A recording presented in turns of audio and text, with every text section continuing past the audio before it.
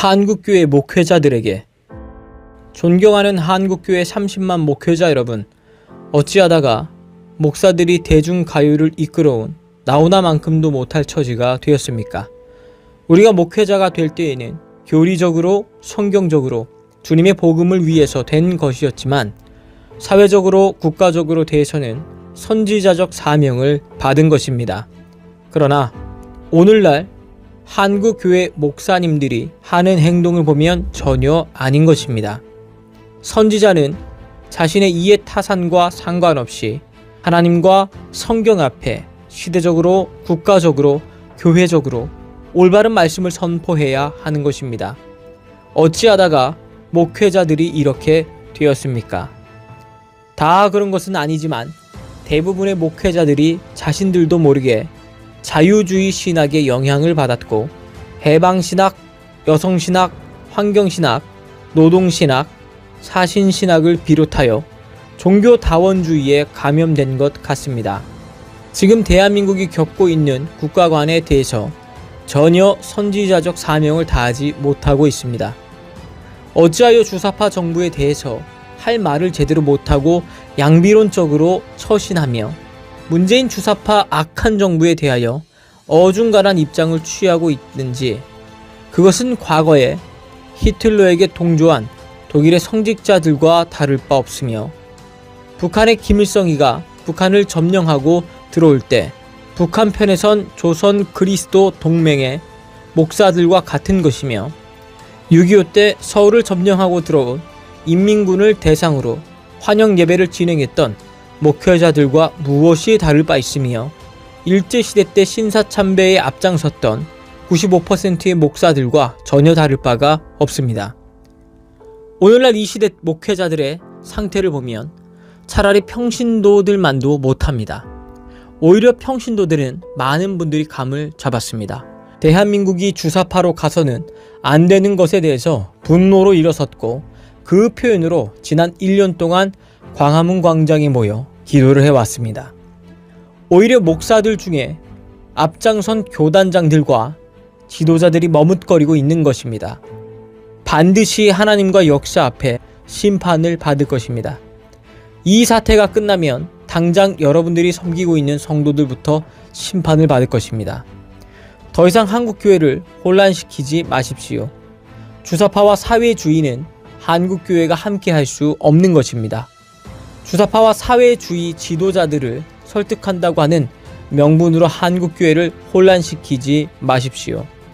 2차 세계대전 이후에 일어난 볼셰비키 혁명, 중국의 문화혁명, 월남 북한 모든 사태를 봐서 그들의 세력들은 설득의 대상이 아니요 싸워서 극복해야 할 대상이라는 것을 반드시 알아야 할 것입니다.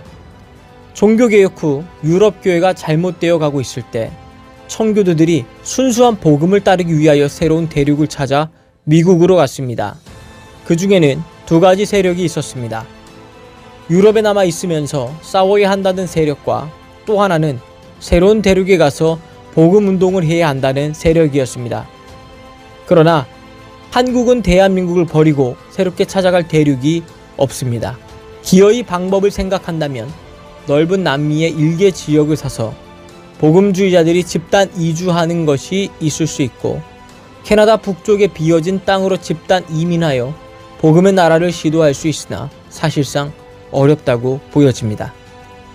저는 구치소에서 기도하면서 많은 생각을 하게 되었습니다.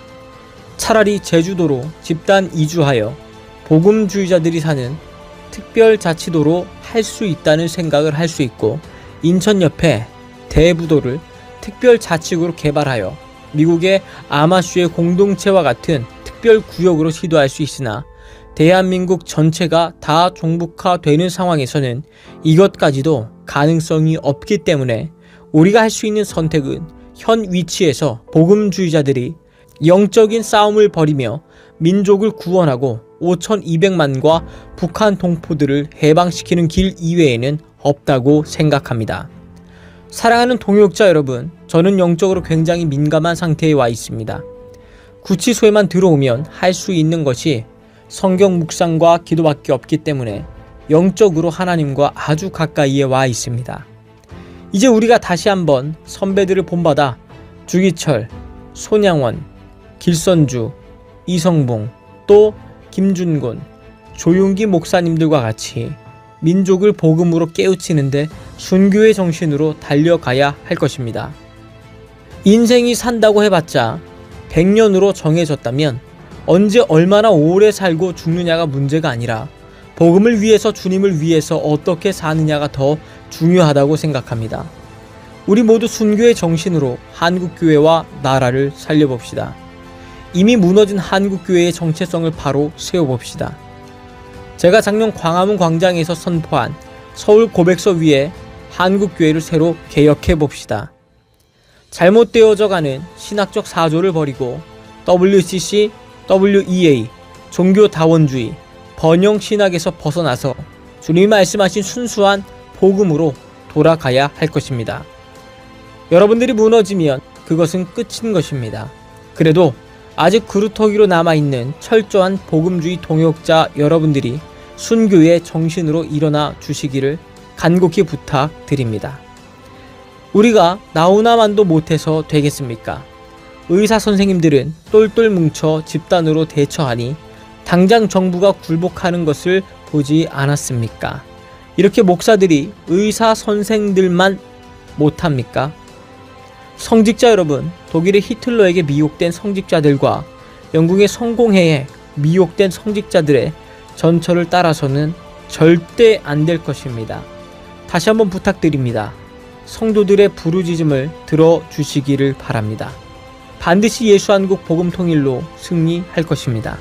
감사합니다. 서울구치소에서 전광훈 목사 드림.